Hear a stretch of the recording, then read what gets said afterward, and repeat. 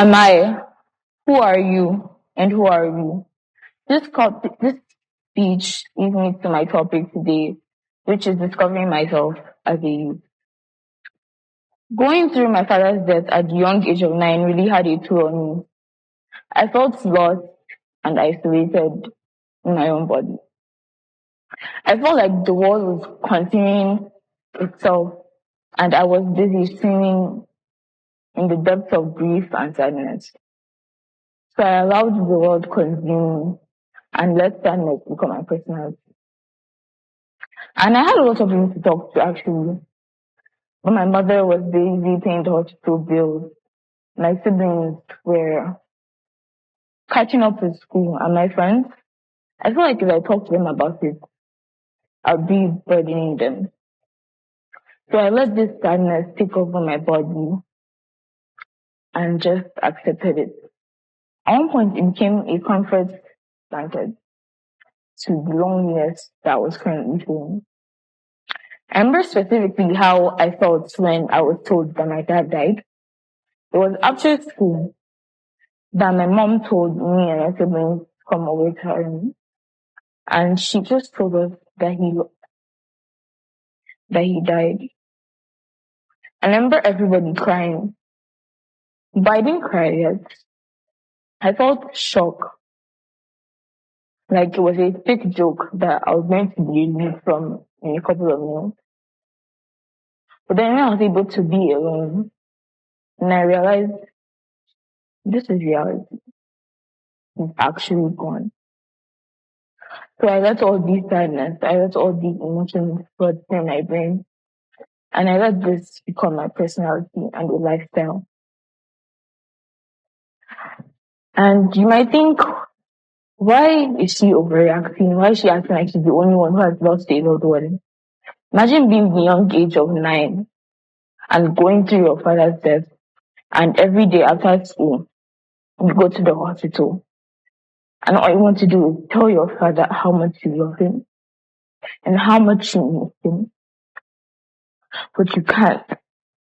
Because they took out his vocal cords for a surgery that wasn't even successful. So I got angry. Angry at a lot of things. Angry at my family, angry at society, angry at God, and angry at myself. Angry at my family because I felt like they could have given me the opportunity to be with him more before he left. Angry at society for letting awareness of cancer and different diseases be overlooked.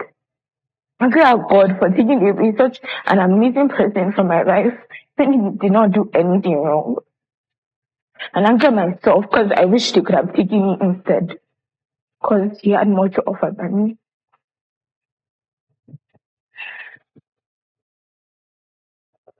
But I remember telling myself, stop acting this way. Are you going to let this one loss take over your entire life and personality? Are you going to continue making this sadness your lifestyle?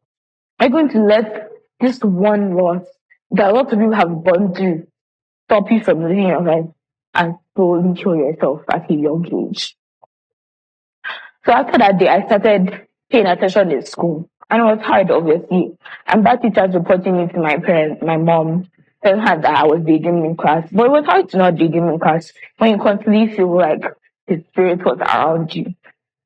On top of teachers and students who actually know what they were doing, I was able to catch up with academics and be academically strong.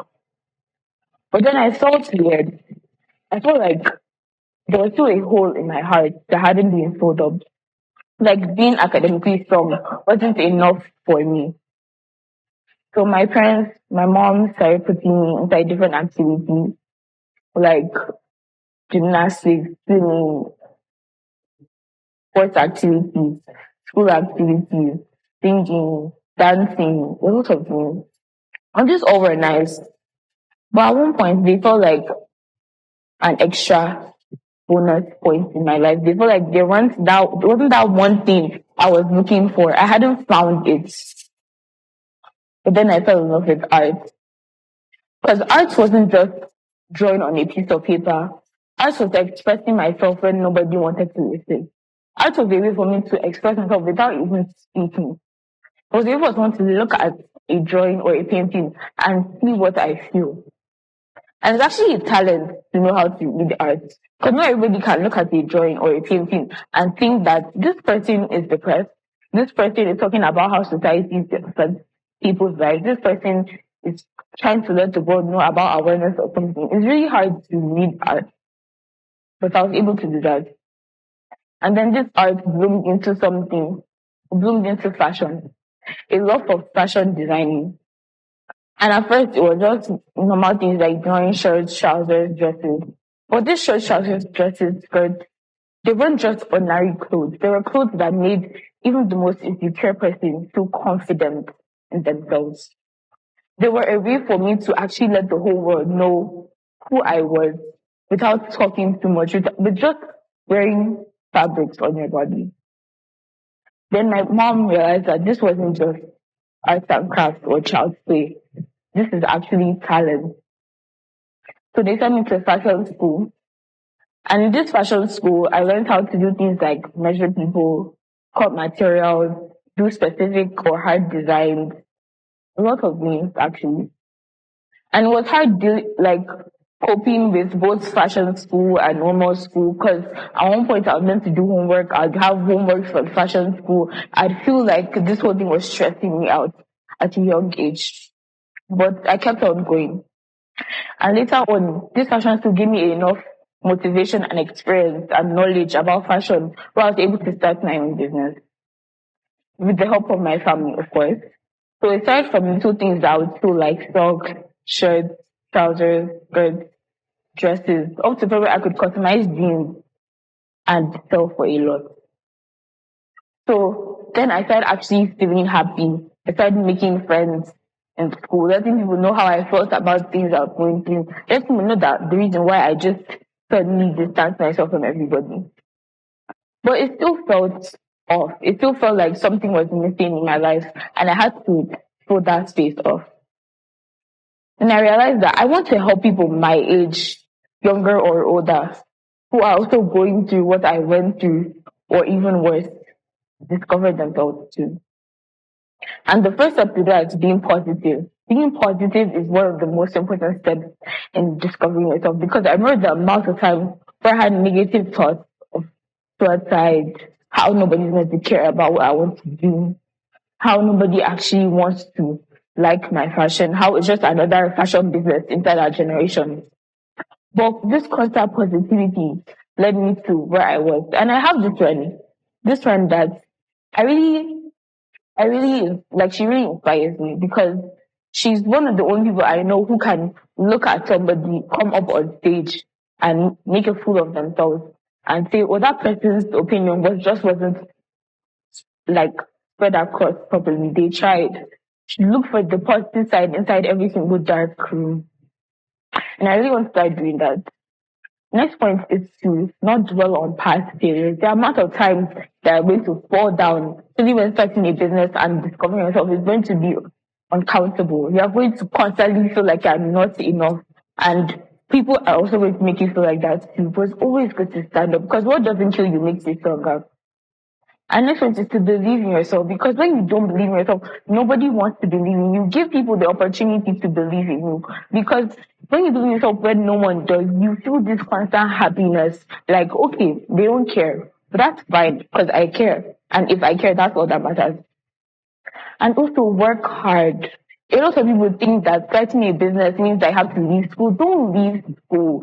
Stay in school, do college, do university, do your high school, and actually try and get good grades. Because a lot of times, all these businesses get bankrupt. All of them have issues one way or another. What are you going to do then? What is your plan? What's your plan B? What are you going to do? Your parents will not be efficient for the rest of your life. So it's always good to have a plan B. If one thing doesn't work out, find something else that will work out. You're good at multiple things. Don't be a one-trick pony. Then let people know about who you are. Always try and get connections, especially when you're trying to start a business.